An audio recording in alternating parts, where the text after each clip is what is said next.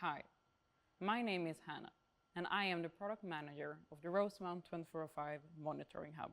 The Rosemount 2405 is easy to upgrade. In this video, I will show you how to do it.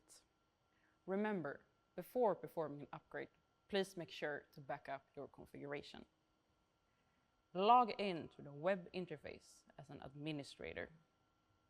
Navigate to Updates and press the Select Firmware File button. Select the upgrade file. Press Install Firmware. A progress bar will appear. The field display will also show that an update is in progress. This will take some minutes. Please do not turn off the power. Refresh the web interface. Thank you for watching.